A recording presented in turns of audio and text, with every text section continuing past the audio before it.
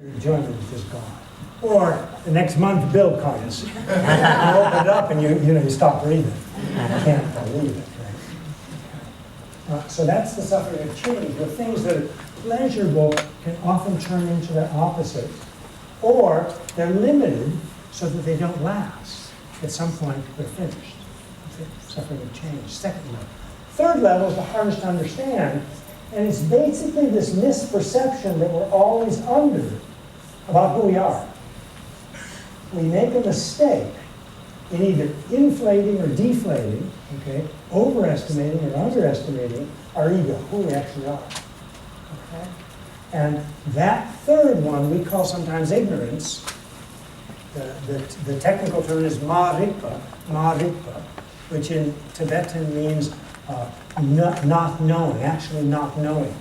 Okay? Not knowing the truth, or not knowing the reality. Okay. So what would be the antidote to not knowing? Knowing, thank you. Yeah. Who's buried in Grant's tomb? How much is a 5 cent cigar cost? So knowing is the opposite of not knowing, okay? And what's knowing at its deepest level, it's this Buddhist wisdom, it's humility, it's emptiness. Okay? So there, you light go off. So I'm trying to, argue that actually wisdom and compassion are two sides of the same coin. Okay? So the deepest level of suffering, the way to remove it, is pure Buddhist wisdom. Okay? And that's how these are very close then, wisdom and compassion. If you didn't get that, don't worry, because next time you see me, I'll go over it again. Because I love that stuff. It's very, very important, actually, for our own happiness and the happiness of others. Okay, so integrity cultivates trustworthy friends. I love this slide. I have a series of these. I probably shouldn't be using them because they're up on the internet and I didn't get approval. But anyway, you won't tell anybody. And our motivation is good. It can make a difference or not. But these were some beautiful things that were posted on the internet. And integrity is extremely important. So integrity comes down, I think, primarily to honesty. To be honest. We all know about honesty, but we often kind of, we don't spend time there. We kind of almost take it for granted, or we're too busy, I don't have the time, or, and we cut corners.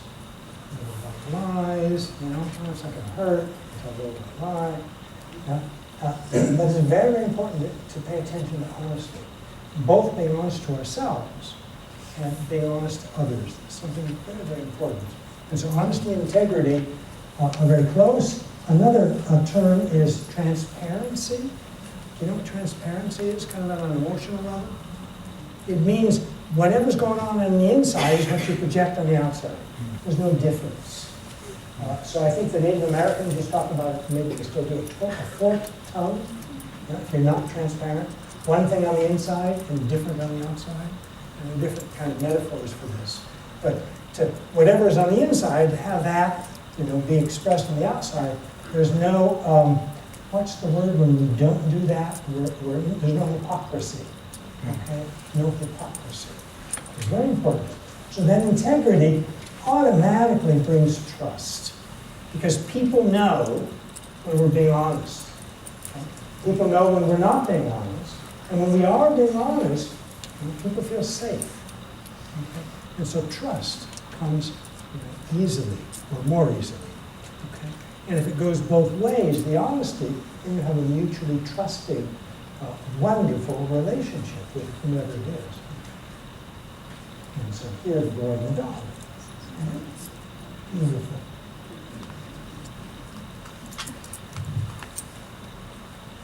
Meditation. Okay, very good. Meditation, calm the mind in a peace, broad perspective. Now put in this last piece. Well, let me first mention the first two. Calming the mind. Okay. Meditation does this. Now, it may not work on the first time. In fact, in a few minutes, we're going to meditate together. Okay? And often people that don't have much experience with meditation, they may come up to me after the meditation and they say, I was doing great until I started meditating, and now my mind is nuts. I hear that a lot. And I tell them, congratulations. Yeah. Now you're starting to see what's been there for a long time. You never noticed. And now by noticing it, you can really start doing some work on it. And when you don't know it's there, how are you going to work on it? So it's really a big step. It's very important. Inner peace. Inner peace comes much more when we're dwelling in the present. Okay? Also, much more when we're less self-focused. Okay? Often we're just me, me, me. I'm hungry, I want food. I'm cold, I put on a sweater. I'm hot, I take off my sweater. You know, my rear end hurts, I'm going to adjust my place behind my seat. Okay? You know, it's always me, me, me stuff, most of the time. Okay, so as we begin to recognize that and then start to shift our focus, we begin to develop more inner peace. Broad perspective comes from meditation. Because what happens is, over time, and I'm talking about months or years, what happens is the chatter, that normally goes on in our minds starts to lessen. Okay? We begin to be able to stay more in the present. We feel balanced. We feel focused. We feel centered more of the time. We feel well. Okay? So when that happens, we can actually see more. I don't mean with the eyes here, I mean mentally. We have a much broader perspective. So in fact, decision-making is enhanced. That's the reason why Google's CEO is doing this stuff. Meditation, mindfulness, and BSR stuff. Okay? Because it enhances decision-making. Okay?